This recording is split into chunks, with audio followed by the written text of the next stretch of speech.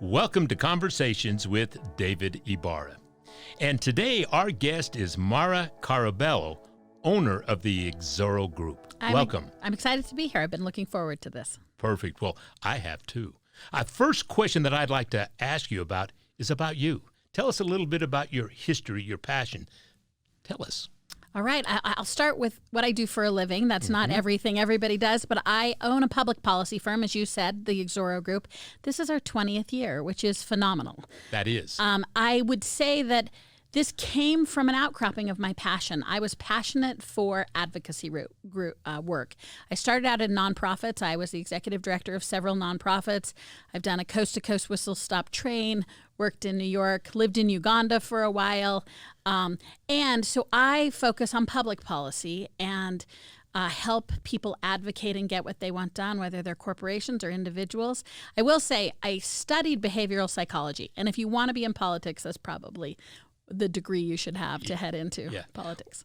Or misbehavior. Misbehavior, exactly. the deviation from the norm. Exactly. Yeah. Well, let's move into talking about Utah in our capital city. What do you think is some of our opportunities and concerns? In our capital city? In our capital and our state. You know, Utah, some of the opportunities that have existed in Utah for a long time still exist in that we're a Western growing state. We're relatively affordable from a business perspective. We still have room to grow. And so the opportunities exist because of our circumstances. Our location is phenomenal.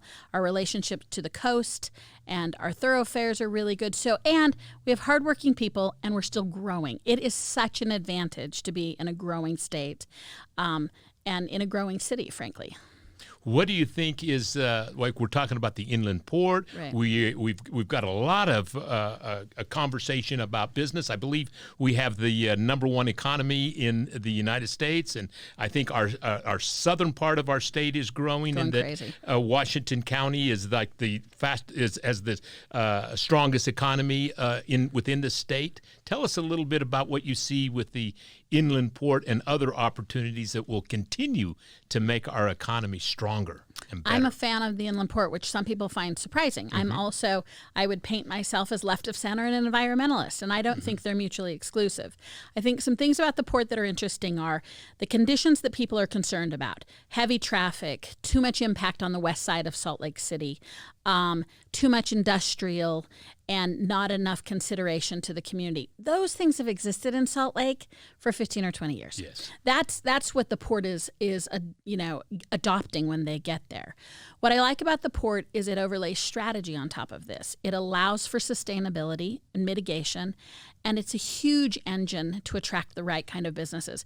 One thing I think that is an opportunity, but we've been getting wrong, is we've had a habit in Utah of taking anyone who wants to dance with us. I mean, we were it was our first time at the dance, and anyone who wanted to dance, we said yes. I feel like the port is the second generation that is being a little picky about who they want to dance with. And it's not just anyone. It's who are the right people to do business here. Who are people that are going to invest in our community, but who are people who are forward-leaning? Are they looking at new technology, sustainable technology? And we have the opportunity to run a port like we've never seen. I see why people don't want ports. Aren't sexy. They're industrial, but we didn't inherit anything. We can start from the beginning, and if we do this right, it will be, I think, one of the most successful ports that the nation has. You know, as we look at the port itself, it's so important that we look at it through the lens of tomorrow. Right. And not the lens of the past. And it's interesting. I'm hearing conversations that some of our council folks are having with Mitt Romney, who talks and suggests, look at the good, clean jobs. We can develop that port into anything we want. But what we've got to stop doing is the argument about whether there's going to be a port, because there is a port. Yeah, I mean, I think it's the difference. Mitt Romney's good at playing big ball. He doesn't play small ball. He doesn't think so. And he's critical of those. I think early on he was critical of the port, and he was worried that we were thinking small and that we were just going to build essentially an industrial park with logistics. He was right to criticize that. Now, when you start reading the port plans, you see they're also thinking big. Aspire, which is a program from Utah State, it's all about new R&D. Development is going on there of technologies that infrastructure hasn't seen before in areas like trucking and the greening up of our big commercial industries. That's going to exist there. I mean, they're looking at things that no one else is doing. And if we can be a hotspot for R&D, green enterprise, efficiencies, economies of scale, what people sometimes don't realize is 40% of all of the nation's goods and services come in through Long Beach, come in through California. Almost all of them, hence Crossroads of the West, Right. funnel through Utah. They're not stopping in Utah, but they funnel. We have location, location, location. And everyone is right to be watching that we do it right.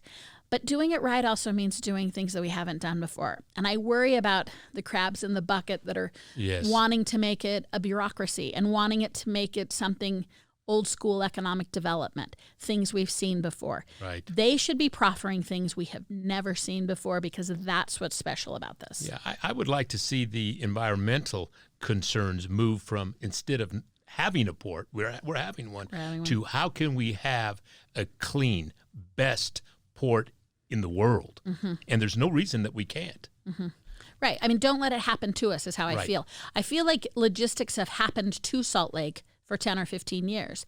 The port shows up and they're mad, but I'm like, this is the first time we're not going to let it happen to us. We're going to have a strategy about how you're going to do business with us, as opposed to just letting anyone who wants to do anything they want. You know, before we move on to a different topic, it was really interesting as we view, it has been a goal of this city to have a port or to look into it since 1974. That's right. And then all of a sudden, when it could have been handled better and it wasn't handled as good as it could have been from the past administration, the state gets a hold of it, and then our politics get involved, city versus state, and we lose the fact that, no, this city has always been for a port.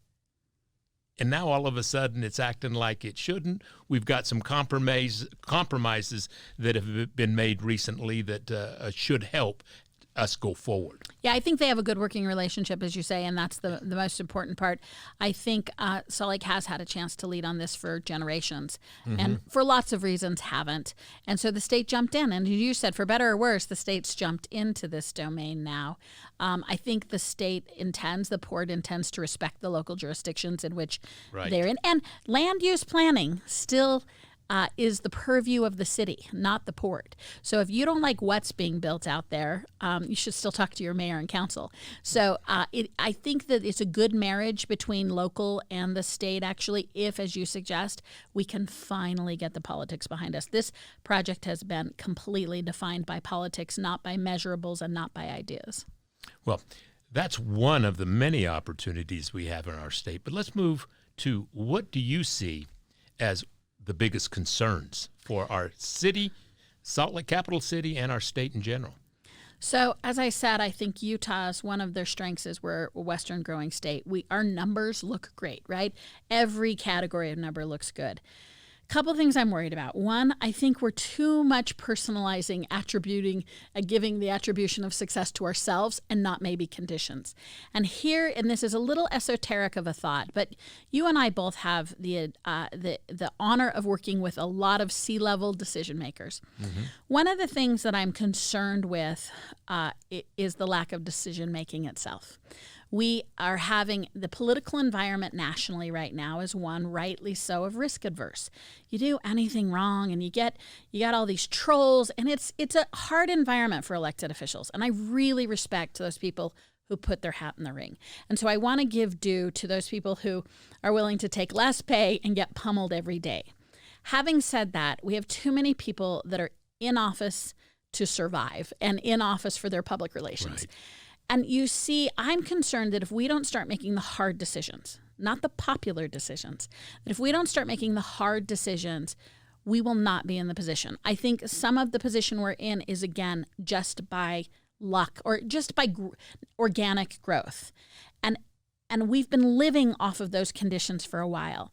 I see a series of risk-adverse elected officials. And I would say to those listening, the best way is to support people who make decisions. And I think decision making has two important components to it. One, it's making the first definitive choice.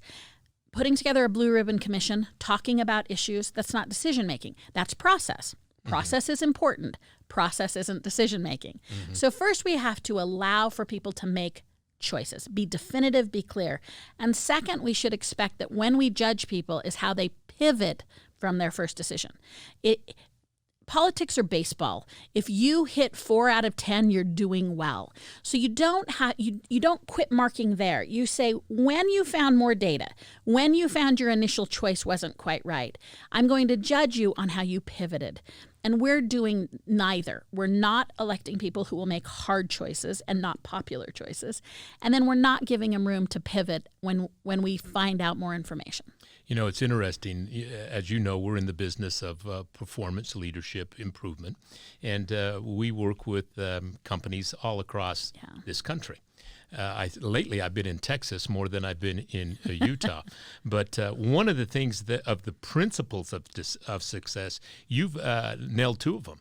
One is the ability to analyze and make a definite decision as to and why I've made that decision or we've made that decision. And secondly, it's got to be done quickly.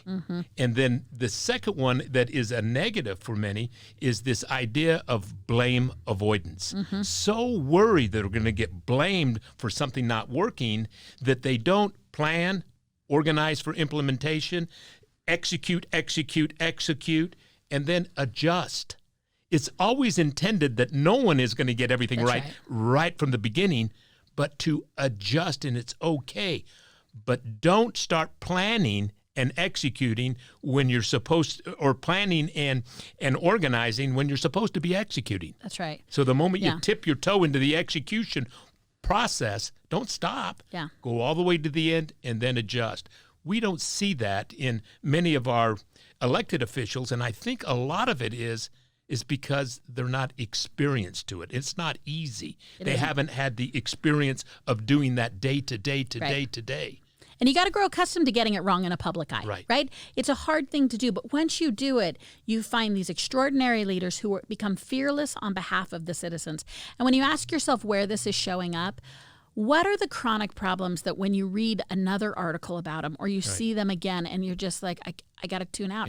I'm so tired of the circular nature of this conversation. That's when you know we do not have a decision maker in the seat. If now, big problems, they stay big forever, right? It takes years to tackle chronic. So I'm not saying every chronic problem is not getting a decision maker.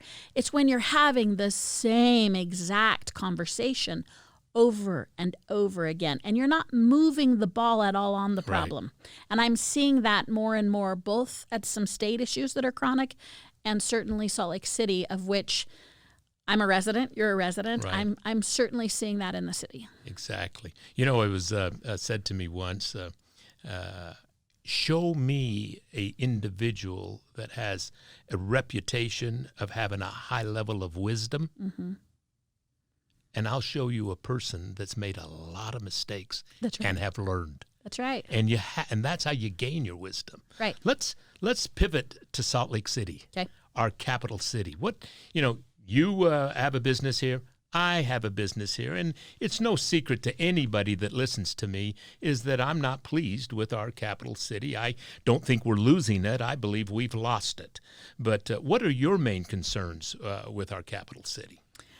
Mine probably align with many of the things we've heard. One, I actually think we have become too focused on identity politics.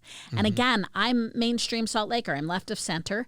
I tend to, my leaders definitely reflect my values, which is interesting to say. So I have a leadership that reflects my values. But I think we have tended to take our votes and make our decisions based on politics, not policy. And the one thing that differentiates city policy from me is they're where the rubber hits the road. They should be more concerned about potholes and things working than they are about these universal issues. And I see us creating these champions for causes. And what I need are people who want to get it right at an applied level. So I want to see workhorses. I want to see people who want to get gritty and get something done. So the first is I think we're too political, and I think we should need to be more applied. That's one. I think you've got to wonder what's going on with the homeless situation and the diversity that's in the homelessness. I have a business right downtown. I've had this business downtown for all of the 20 years. We've only moved a block north. We've been in the heart. It's very real, the changes that have come over the last handful of years. And what I'm not critical of is how complex the problem is. I'm not critical of the fact that Salt Lake City is saying, hey, it's not just our problem. What I am critical of is we're not moving the ball. Yeah, it's not our problem, but when other people don't step up, don't just keep saying I need help. Create the conditions in which people can help you. Move forward. Have an attitude that it can be solved. It feels like our attitude is that we've given up on it. One of the things I think is true for those of us who live in neighborhoods that have homeless populations, you become in many ways more respectful of those people, their ability to survive, their ability to pivot and problem solve from the community who is experiencing homelessness is remarkable. What's failing them is the system. And as we've seen a new wave from COVID, and there's so much diversity in people experiencing homelessness, it's not a monolith, as you know. But I will say, the more you interact with the people having this experience, you end up respecting them in many ways more. There are outliers who are doing the wrong thing, but that's not the group. And we know our neighbors who are experiencing our neighborhood from a homelessness perspective, and I respect the ingenuity that they're using. What I don't respect is that they don't seem to have basic resources, and we seem to be pointing fingers instead of getting those resources. Right. And we have a tendency of wanting to share statistics that shows, hey, we're not the worst. That's right. And instead of having goals and objectives that would make us first in class in anything, whether it's 911 calls, whether it's the number of people that are experiencing the shelter resistance experience, that we seem to be a community or an administration of can'ts instead of can. I can do it. I will do this. And this is how we're going to go about it. I walk every morning, as everybody knows. They'll see me and wave. And I walk in the mornings and I walk at nights. And last night as I was walking, and it was late, and I looked at great new buildings, infrastructure, capital, everywhere being spent in our city. You know, the Hyatt Regency hotel and apartments. And then you look across the street into a building entrance or an alleyway, and it's full of people that are experiencing just an unbelievable sad experience. And they're looking at prosperity, and I'm looking at it across the street and saying, that's not humane. Yeah. That we're better than this. And I hear people say, well, enforce the no camping. Well, you can enforce it, but if there's nowhere to go, if there's not an overnight safe place stay facility, well, then we're just asking them to move down the street and to watch them pull their stuff together and walk off into the shadows. That's shameful. Yeah. We've got to have a place for them to go. And again, in my criticism, I want to be clear, and I think you share this. I'm not criticizing the people. The intentions are good. The time they're spending is tremendous. Their desire to make the world better is there. But I don't think we're willing to look at our behavior.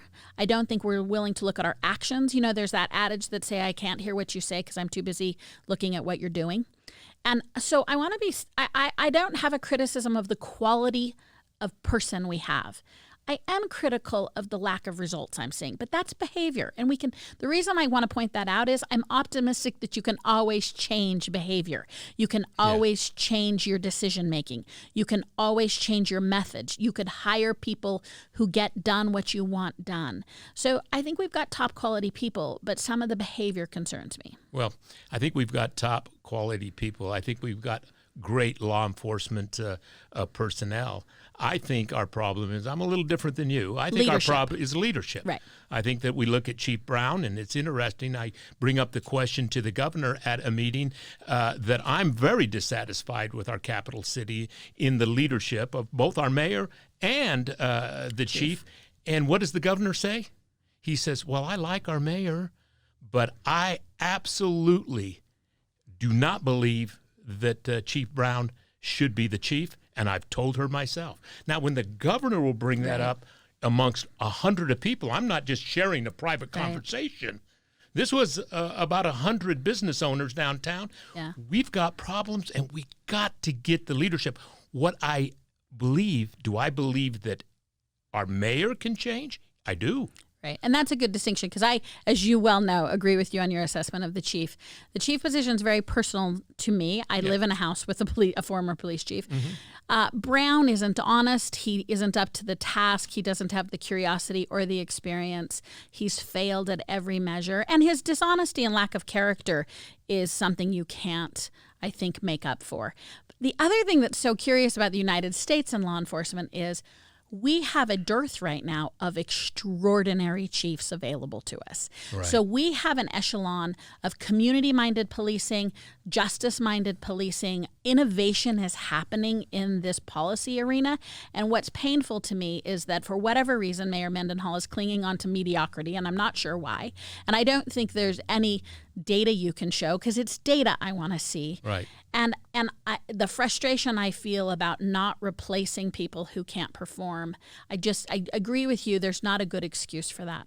Well, while I believe that we need to have a change in leadership, I have hope that Mayor Mendenhall, 2.5 years, that's a learning curve. And it's time to show. And it was a job she had never done before. It was a number of activities that came at her like a fire hose, and it is time for an election, so hopefully we'll have a reevaluation and a course of action with some definitely can do, and if not, well, we'll have an election and we'll have a great conversation, and I hope that Salt Lake City will get the kind of leadership either way, and I hope that we'll get a kind of police chief. Like, I had a conversation with Fred Ross, and I hear Fred, Chief of Provo Police Department, and he tells the mayor, get ready because I'm going to ensure that we have the safest city in America.